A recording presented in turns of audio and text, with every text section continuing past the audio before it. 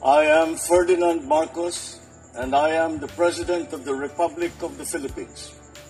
I stand today on behalf of 110 million Filipinos. Hello people and hello universe, it's me again. Shout out sa inyo mga kababayan. Ayan, mayroon tayong breaking news mga kababayan. O, diba? Mayroon na Senate hearing dyan tungkol dito sa war on drugs ni Digong. So ayan, nakita nyo mga kababayan, ayaw niya sumipot sa House of Representatives kasi nandoon si Dilema. Ngayon, ayan, nako, sumipot siya sa Senado. Anong sabi dito ng People's Tonight? Just in, dakong alas 9:40 ng umaga, Lunes, October 28, nang dumating si dating Pangulong Rodrigo Roa Duterte sa Senado upang humarap sa unang pagdinig ng Blue Ribbon Committee, Subcommittee sa umanay nakakasangkot siya sa extrajudicial killing sa war on drugs. Sa kanyang ipinapatupad habang ito ay nakaupo sa Malacanang. Agay! Hindi lang yan guys, mayroon siyang sinabi. Mamaya. So, dahil dito mga kababayan, tunghayan natin ang kanyang pagdalo, kung ano naman ang kanyang sasabihin, baka puro mura naman yun, no? So, wala siyang tiwala sa House, dahil ang House kasi, magagaling talaga mga tao doon na magtatanong sa Quadcom, ay, matindi. Talagang gigisahin siya doon kumbaga, parang pumapangalawa sa, korte. Oh. So, shout out sa inyo mga Marcos loyalists and supporters, mga kababayan. Tunghayan natin ang kanyang pagdinig. Ito, in-updates ko lang para sa kaalaman ng lahat. Shout out sa mga Pilipino sa buong daigdig. Ano po ang kapalagayan, yung mga beswa. But anyway guys, ito yung sinabi niya uli bago siya pumunta dyan sa Senate hearing na yan. Ito yung sinabi niya mga kababayan. Ba't ganyan ang mata ni dating Pangulong Digong? Parang kirat na, no? Ha? Sabi dito mga kababayan, no? Sabi niya, sabi niya dito guys, baka diretso na ako sa kulungan, agoy. Ay, maraming matutuwa. Sinabi niya yan, no ba? Talaga naman, no? Parang alam na alam niya guys, no? So, ibig sabihin, guilty siya sa kanyang ginawa.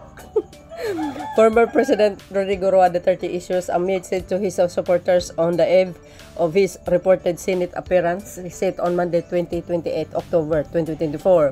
Alam nyo naman si Digong guys, wala akong katiwa-tiwala dito, no?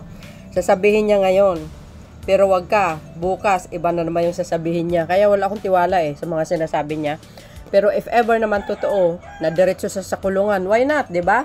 Kasi isa lang ibig sabihin nun, talagang ina-admit niya or inaamin niya na talagang malaki ang pagkakasala niya sa EJK. Yun din naman ang sinabi niya Yun lang naman daw ang kasalanan niya. Pero sa totoo lang, mga kababayan, kung talaga siyang magaling isang pangulo, alam niya no? Alam niya ang patakaran, paano manghuli ng isang malaking droga, malaking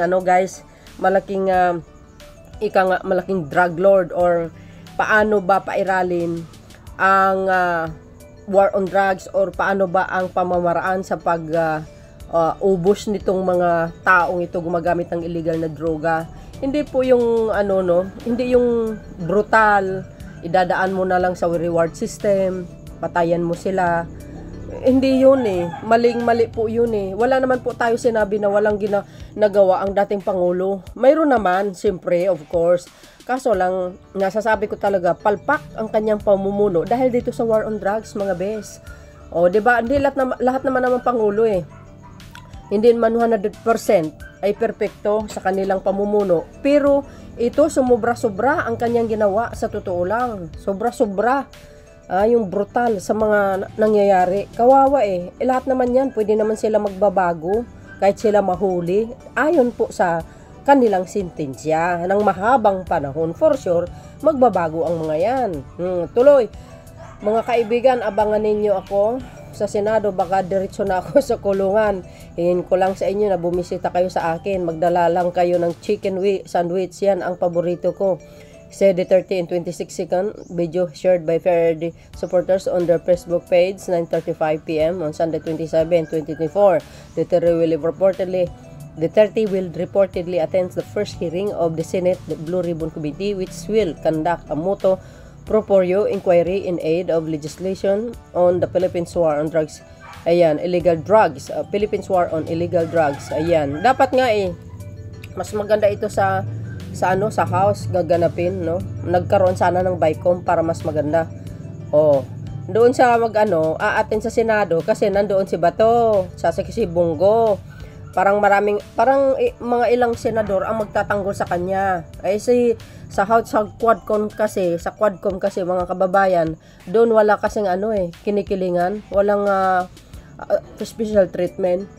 Sa Senado kasi parang nakikita ko parang mayroon in my own in my own opinion, mga kaibigan. Ayan, sabi niya, abangan ninyo ako sa Senado, baka diretso na ako sa kulungan. Hingin ko lang sa inyo, dumibisita kayo sa akin, magdala lang kayo ng chicken sandwich, yan ang paborito ko. Ayan guys, ano po ang kapalagayan nyo mga kababayan? Tunghayan natin ang kanyang baka puro mura na ito kasi iba talaga pag yung mga tumatanda na ganitong edad, 80 plus ito, di ba? Correct me if I'm wrong. Medyo minsan nakakalimot, no? Kung ano na lang pinagsasabi. So, ako wala akong tiwala dito Paiba-iba kasi ang statement nito. Pare-paro silang mag-ama, actually. So, yun guys. Ano po ang kapalagayan nyo? Ako? Well, sana po, pagbayaran niya yung mga nagawa niyang kasalanan. Kasi, kawawa po yung mga inosenteng nadadamay Tsaka isa pa in my own opinion, in my own thinking lang, mga kababayan, napapasama yung mga matitinong pulis dahil po sa reward system. Sa totoo lang, napapasama talaga sila. Nakagagawa sila ng mga pagkakasala. Kumbaga na isusugal nila yung tsapa nila, yung pangalan nila nang dahil lang po sa reward system. Alam nyo po kasi ang pera, mainit yan sa mata ng tao. Kaya yun, tuloy. Imbis na matino sila, nagiging masama sila. Kasi, 'di ba? Pag kumitil ka ng buhay, lalo't mataas na opisyal, malaki 'yun, 100,000. 1 to 1 million ang reward noon, 'di ba? Si Digong lang din naman ang nagsabi So, 'yun mga kababayan, 'yan ang pinaka-latest updates natin. See you again on my next upload video. Bye and babush. God bless Philippines.